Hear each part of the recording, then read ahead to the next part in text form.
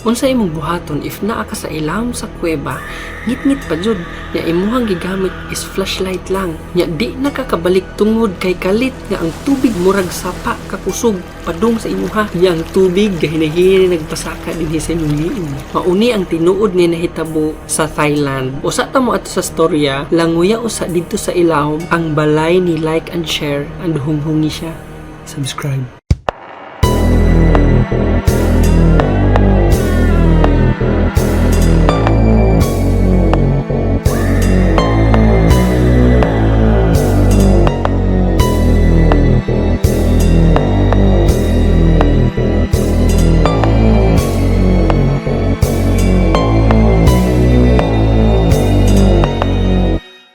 June 23, 2018. Dunay 12 ka buok nga mga bata, kuyog ang ilang coach nga nanulod sila sa usa ka kuweba dito sa Thailand. Nag-enjoy sila pagsulod nila didto. Excited og ang ilahang katawa, madungjud kay mag-eko magbanda-banda tungod kay ang kuweba nga ilang giadto kay grabe jud ni kalawom ug grabe ka layo. Now kani siya nga kuweba is palugsong ni siya. Meaning na samtang nagkalayo sila sa entrance, nagkalawom pud sila sa bukid tungod kay ang kuweba naa man siya sa ilawom sa bukid. So sigir silag panaog. Karon pagikan nila, nice man kaayo ang weather, init. So wala jud sila nag-expect nga muulan kay wala man say dag-um atong panahon na.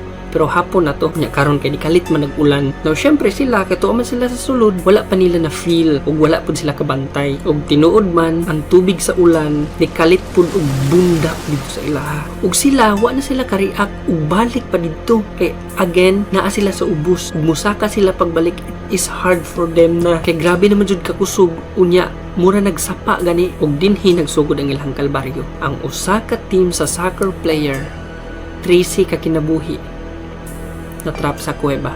Karon ang mga ginikanan syempre naghinahinan sila kakulba kay ning gabi na wa paghihapon kauli ang ilang mga bata. So sa walay pagduha-duha nangadto sila sa kuweba. Pag abot nila didto sa kuweba, nagkaibaw jud sila dayon nga ang ilahang mga anak tuwa sa sulod tungod kay ang bike sa ilang anak gibilin raman sa gawas. June 24 to June 30, 2018. Nagsigira og uwan, walay hunong-huno. Kay kaning panahon na maupod ni ang pagsugod sa ting-uwan nga season. So karon ang balita ning laganap na. Ang mga Navy SEALs ug ang government na include na. Ug dili lang din ha, kundi kaning balita nahimo na jud siyang international news. Ug tinuod man daghang mga international people pod ang ning support ug ning tabang sa kaning kasuha. And sad to say, wala gihapon sila balita nga buhi pa ang 13 ka kinabuhi. Naagoy ginikanan nga nakaingon na lang sila nga bahala na lang siguro kung ang lawas na lang ang ilahang makuha.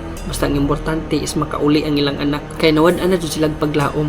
Kay pila na gud kaadlaw ang minglabay. Ang mga Thai Navy SEALs, meaning mga professional divers ni sila, sila gani galisod paglangoy dito sa ilawom tungod kay grabe ka huot o grabe ka suungon ang agihanan o grabe pud kataas ni nga kuweba. Unya grabe sad ni kadelikado to the point nga kung ang usa sa Navy SEALs nga galangoy matrap, silang tanan probably matrap na sad.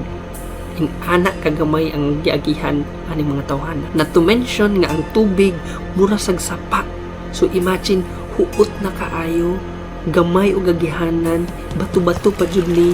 Unya ginabira pa ka sa tubig sama kakusga sa sapa. Og tinuod man gilangoy sa Navy SEALs dito pero wa gihapon nila nakitaan ang mga bata. So sa laing bahin pod naapoy laing international nga mga tao ang ning tabang pod sila. Ang ilahang paagi sa pagtabang kay di ba naaman sa bukid ang kuweba. So karon ang kaning bukid na ni siya mga bangag-bangag nga gagmay. Ug kaning bangag-bangag nga gagmay mauni ang agihanan sa ulan pasulod ang tubig dito sa ilawom sa kuweba. So karon ang gibuhat aning mga tawhana is ilahang gipangtabunan tong mga bangag-bangag para ang tubig dili mo diretso dito sa ilawom. Ug hinoa ang ilahang ginabuhat is ilahang gina-reroute or ilahang gina-redirect ang agi sa tubig para dili na dito sa bangag kundi dito na sa lain. And another problem is that ang tubig kay di naman siya madiretso dito ug ang tubig kay daghan man kaayo gi-reroute nila padulong pud tong tubiga sa mga palayan. Tinuod man before nila ning gibuhat na nanghid sila sa mga magsasaka ug ang magsasaka pud in town mao ra ilang panginabuhi. Pero ning sugot na lang sila para lang po in town maluwas tong mga kinabuhi nga natrap sa ilaw. But even though, as we have said, di ba, nga wala pa po'y balita kung naunsa tong mga bata sa ilaw, kung buhi pa ba to sila or wala na.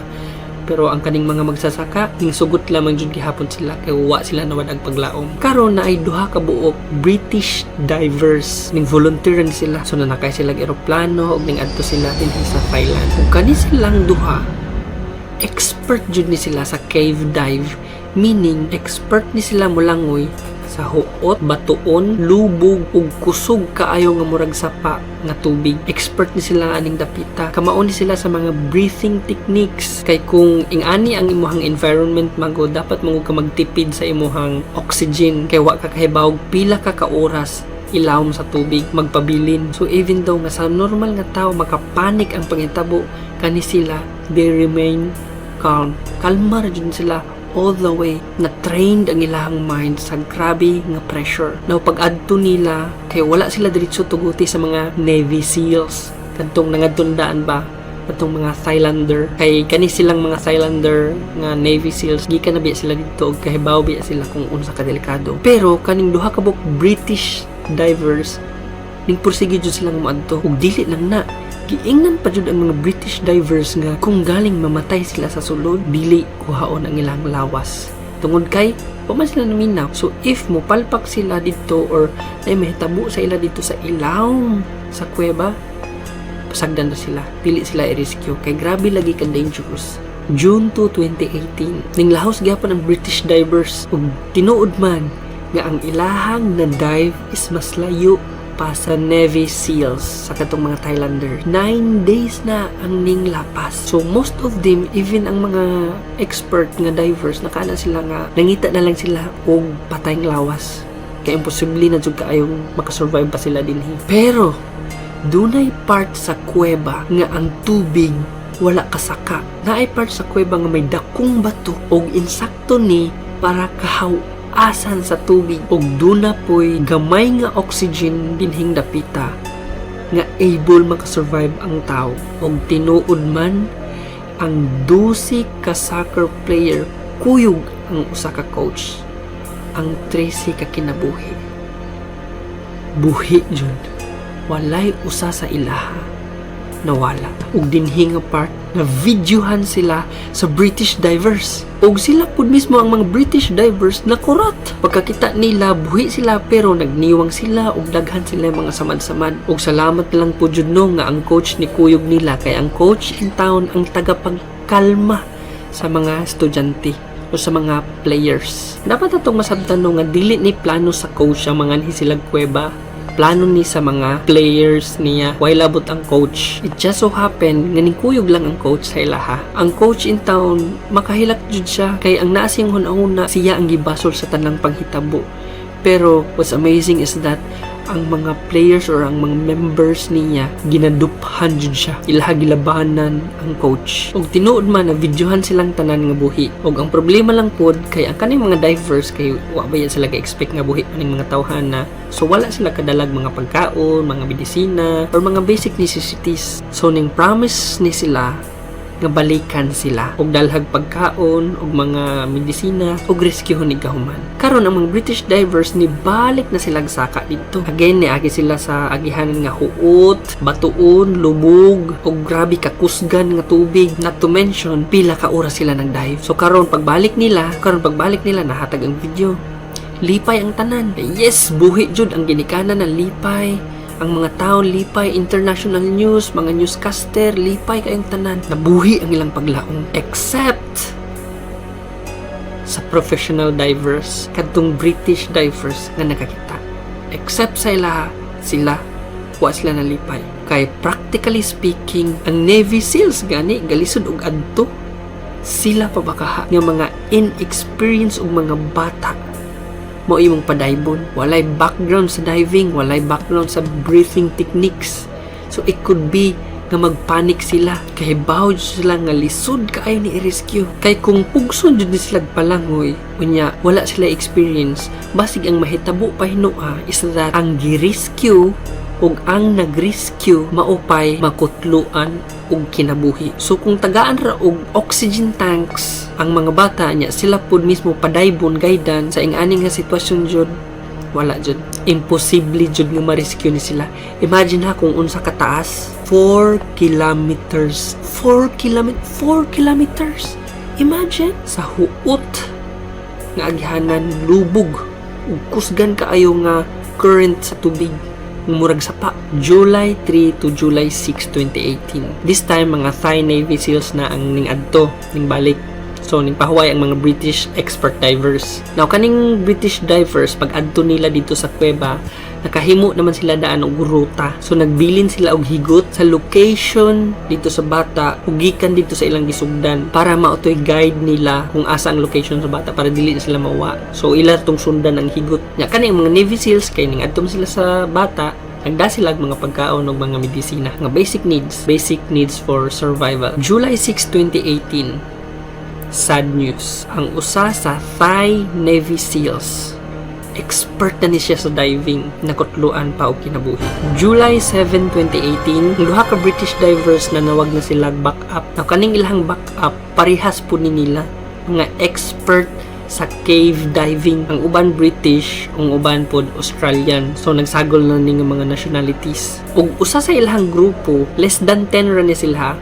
Ug usa sa ilang grupo is doctor. Ug kadtong una nga British divers, kadtong duha ka buok nga nakakita sa mga survivors, naa sila plano ug ilang gisulti sa usa ka member nila nga doctor. Take note, kani nga plano wala pa sa tibuok kalibutan ang nakabuhat ani. Sila pa lang first. Ug unsa ditong plano? Ilaha i-sedate ang mga bata. Meaning to say, injeksyonan sila og pampakatulog. Unya gapuson ang ilang kamot ug ang tiil para kung ugaling makamata sila, di sila maka-fight back jud. Nya tagaan sila mismo og oxygen tank ug mask. Now the main reason ani is that aron ang mga expert divers dili sila maglisod og bira sa mga survivors. In simple terms, mura sila nagbira og package, pero sa tinuod mga tao nga tulog ang ilang birahon. Samtang galangoy o gasukol sa grabe ka kusog ng tubig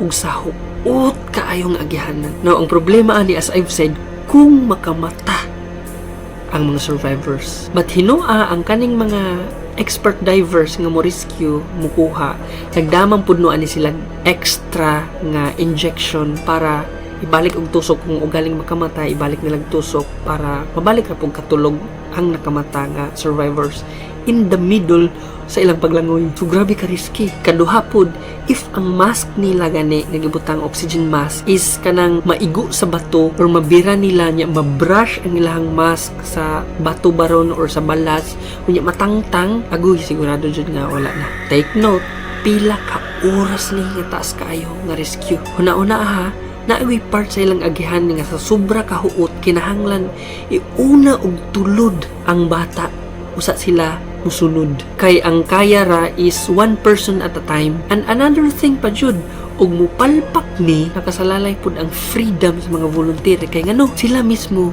pwede silang prisuhon. Kay ang mahitabo man ani, sila naman ang hinungdan sa kamatayon aning mga bataan. If mapalpak ang ilang plano, ug dapat pud natong masabtan nga dapat makuha na ni sang dali. Kay again, ang kaning panahon na sugod pa ni sa ting-uwan, sugod pa ni sa ting-uwan nga season, meaning dili na nimo undang pa ug padugayon pa jud nimo ni mas maglisod na sila sa mga umaabot nga panahon tungod kay mahurot ang ilang supply, mahurot ang ilang manpower, ug at the same time kung sigig uwan moabot sa punto nga delikado na jud kaayo ilangoy, approximately mga 5 to 6 months gud ni. Imagine kung huwaton nimo na nga time, tabla ra naghuwat na pug kag bangkay. So grabe ni ka-risky jud. July 8 to July 10, 2018. Og tinuod man, gibuhat nila ang plano. Ilang gi-injeksyonan ang mga bata. Ipakatulog, gibutangan mask, gibutangan og oxygen, og gibira pabalik sa mga professional divers. Kadtong ning volunteer, kadtong British og ilang mga kauban. Og tinuod man, ang 13 kabuok kinabuhi na rescue. Walay nakutluan sa ilang kinabuhi. Except na lang atong usa ka buok Thai Navy SEAL. They are all heroes. A year later, sad news arrived na pod. Another Thai Navy SEAL ang nakutloan sa kinabuhi. So ikaduha ni siya. Siya pod nakutloan siya kinabuhi tungod kay sa infection. Kay kadtong tubiga biya kay gikan ra ito sa ulan. Ya of course, grabe ang mga bacteria sa atong mga germs atong panahon na. Ug mao to hinungdan nga 1 year gikan aning pag-rescue nila, iyang gina-fight tong infection until such time nga wa jud kayaha sa ihang lawas. Ug dinha na human ang atong istorya. Be safe and be careful.